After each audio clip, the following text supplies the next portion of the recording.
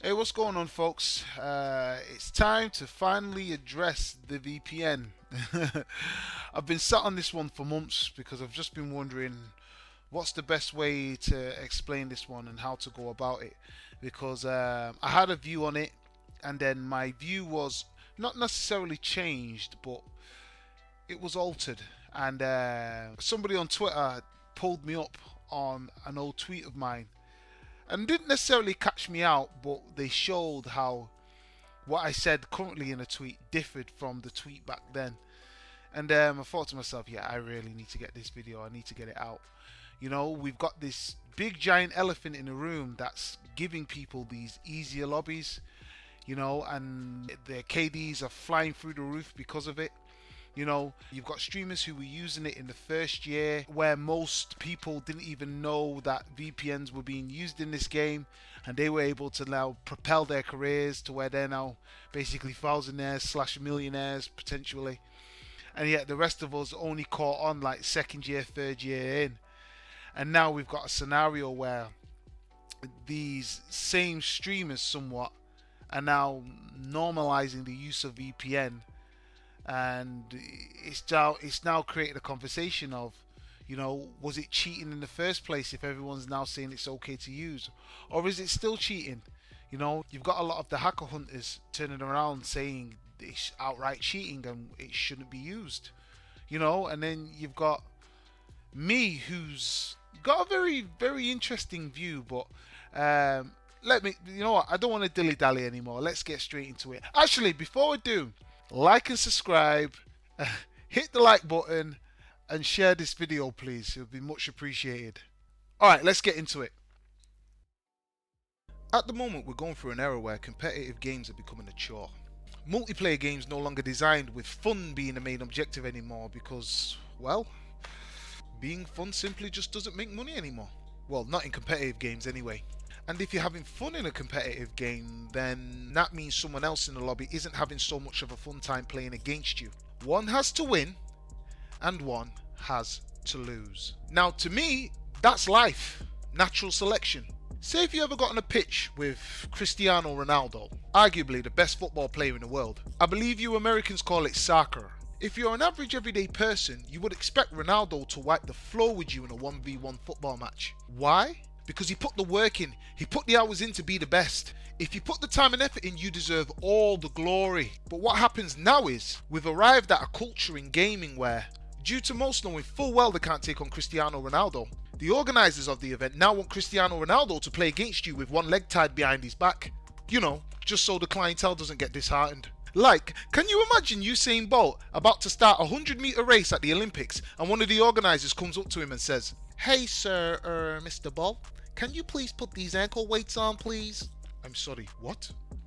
Yeah, well, you see, what it is, sir, is you're just a little too fast for the other opponents. And we need to give them a standing chance against you, so, you're gonna have to put these ankle weights on.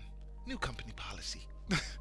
Like, it would never happen. But when it comes to gaming, though, these things seem to be legally okay. And these things are clearly put in place because they want to manipulate the process and keep everybody actively playing on the board. It doesn't matter whether you're enjoying yourself or not. All that matters is that you're playing and you're prepared to be someone else's collateral damage while the algorithm shares out the kills. So let me get to why you're all here. Is using a VPN in Call of Duty Warzone cheating? Well, if we're going to speak about VPNs, then we need to lay down a few ground rules as to why they're used in the first place and why they are key components when it comes to bypassing algorithms such as skill-based matchmaking. So first off, skill-based matchmaking has absolutely nothing, and I mean nothing, to do with making the game fair. Its sole purpose is to stop the minority of talented players from disheartening the majority of casual players long enough so that the company can make money off those said casuals by keeping them playing while promoting the in-game store to them, hence resulting in a revenue stream coming through the company's door on a daily basis. This is all done for the company's best interests financially, even if it means manipulating the gaming process just to keep players coming back. That whole fair talk is just a shield to protect a dirty, horrible core of a mechanism. Like, think about it. How can something be fair if the casuals are looked after, but the talented are put in horrible, abusive cheater lobbies simply because they're good? That's not fair, is it? And this has now led to people using VPNs to now bypass this abusive system. So now that we understand why skill-based matchmaking is really here, now you've got to ask yourself the question. And what I'm about to say is going to come from a completely even, non-biased, equal playing field perspective. How can you be cheating by using a VPN to bypass an algorithm when that said company won't even admit that the algorithm's in there in the first place? Because till this day, Activision won't even address that skill-based matchmaking is in there. I even have to give Rara his credit. He said it in a tweet. Now, I love you all dearly, but I ain't got time to roll through his tweets and find what he said to show you all. But believe me, I saw it and it's there. People were getting at him, calling him a cheater for openly using VPNs, and he politely replied, "Why am I going to play in horrible lobbies just because Activision want to punish me for being good at the game?" And I just sat there and took a moment, and I was like, I have to agree with him. Listen, you've got people out there who are absolute rats, and all they want to do is use VPNs to portray themselves as something better than what they actually are. And then you've got people who just want to use them just to have a normal experience. My issue with all this is, you've now got half the community now normalizing the use of VPNs. Streamers now are grooming their audiences into believing that they're now okay to use. The question I ask now is, if it's now okay to use VPNs to bypass skill-based matchmaking, why would it necessarily just stop there?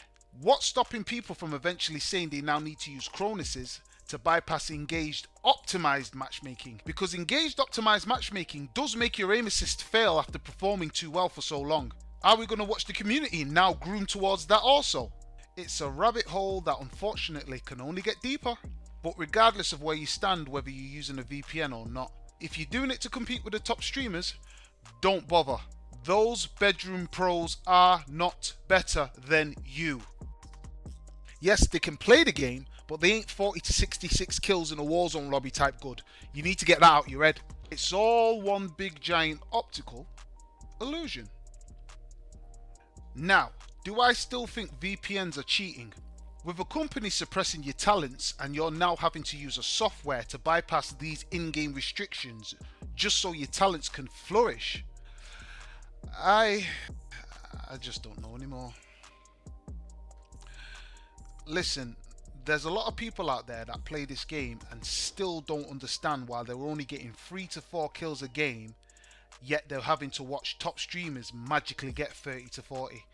But once you're in a position like myself, who's well aware of what's going on, I'm a true believer in the saying of, once you're conscious, you're now responsible. So I won't be doing it, that's for sure. Leave your comments down below, like and subscribe. I'm out.